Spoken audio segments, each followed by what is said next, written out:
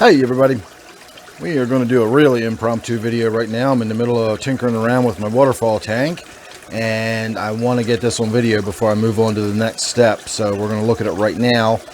Before I do that, I just put a new pump in the waterfall feature, not the little hang on the back you can see on the side there, but the main pump that pumps the water up to the top and then lets it flow back down.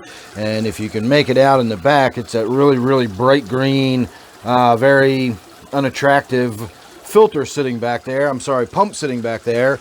It has no intake filter or pre-filter or anything. The black part you can see on the front right there is just the open vent. Now, when I bought it for another purpose, and when I got it, I realized it was a really big filter, or pump. I keep calling it a filter. If I say filter again, you know what I'm talking about. I'm talking about that pump back there. So when I bought it for a different purpose that we will get to in a later video. Make sure you're subscribed for that. And when I got it, I realized it was going to be way too big. And so I thought, you know what? I'll take the old pump out of my waterfall and just swap them. And I'll put this bigger, heavier pump in the waterfall. And I'll use the one that used to be in here for my new project, which again, we will get to. So make sure you're subscribed and you won't miss that. So that is half volume. Fortunately, these filters, or these pumps rather, I don't know why I'm stuck saying filter. They have a valve on the front of them. You can turn this and it restricts the water flow or allows it to flow through.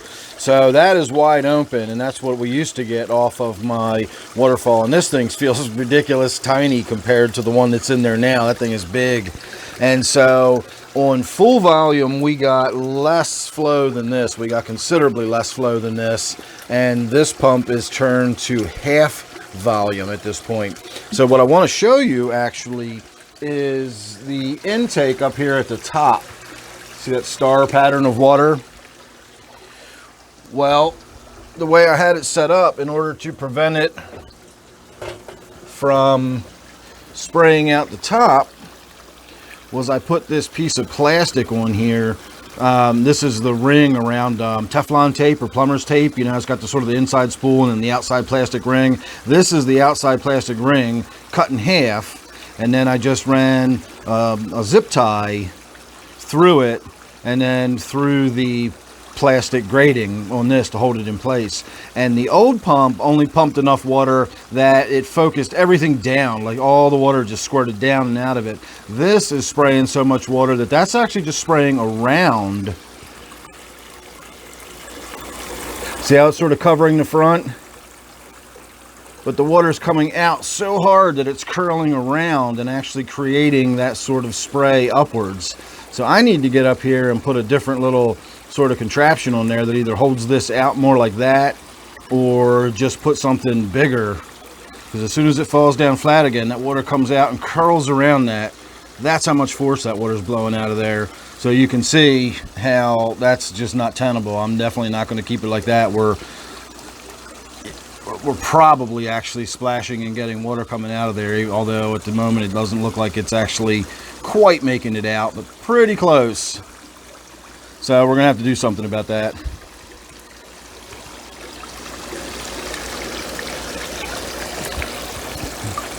Very different view from up here, isn't it?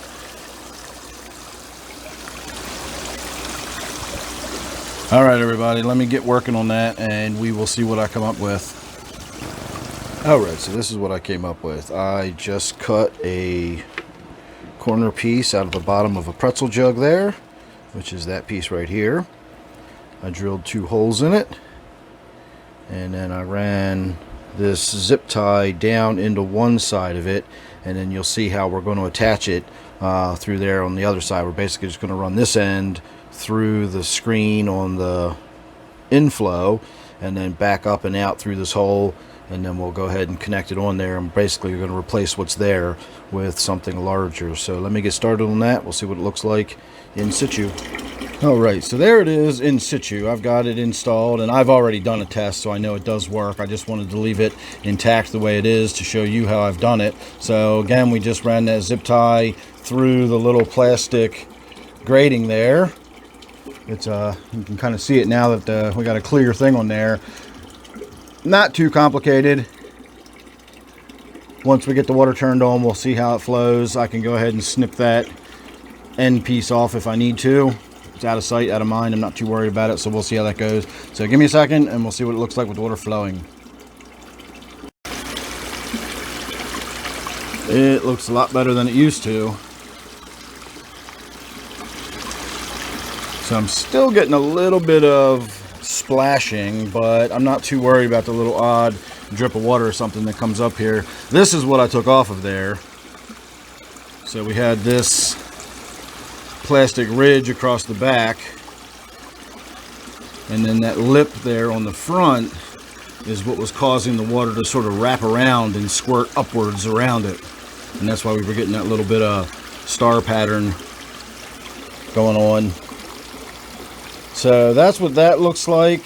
I'm tempted to crank it all the way up and see what it actually looks like, and then see how the water flow looks like with the water flowing. So since I'm tempted to do it like that, let's actually go ahead and do it like that. Forgot I had a little Java fern planted up here in this basin. It's still in there. All right, let's see what that looks like at full crank.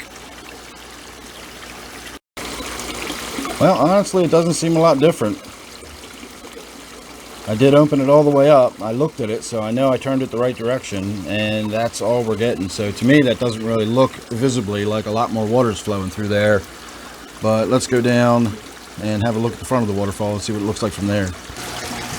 Yeah, it's perhaps a little bit more vigorous. Once it disappears behind the daylily there, you can't really see what's going on back in the tank. And then as it flows out again at the bottom here, we've got so much of that water sprite starting to build up that it just kind of flows in with the water sprite. You can't actually tell that there's quite a bit of water coming down there. I can actually just probably pull some of this out of here. Well, we'll worry about that next time I do a water change. But you get the idea. A lot more water's coming down out of there than you might think. It's just sort of flowing through those plants, and it kind of reduces the amount of splash and noise and really kind of deceives how much water is really coming out of there. So this is an 800 gallon per hour pump, and I don't know what the pump is that we took out of there, but it's much smaller than this. So I'm going to say maybe a 500 gallon per hour pump. I honestly don't remember when I built this. So there you go. There's my new pump. I think we can run it at full crank. As time goes on, I might tweak it a little bit, and I might put a pre-filter on it. We might put a filter up on the top there, just to make the filter changing easier. I could actually lay some filters in that tray or something, and we could, you know, just pull them out from time to time. I don't know. We'll have to wait and see, but I did want to get that pump installed today. And as I've already mentioned, make sure you're subscribed, and you won't miss what we're going to do with that pump that I just pulled out of here. I got a good idea for it. We're going to have some fun with that one, so make sure you're subscribed. You won't miss that. All right, everybody, there you go. Thanks for watching. Hope you enjoyed. Don't forget, this one is my waterfall tank. I'll see you real soon in the next one.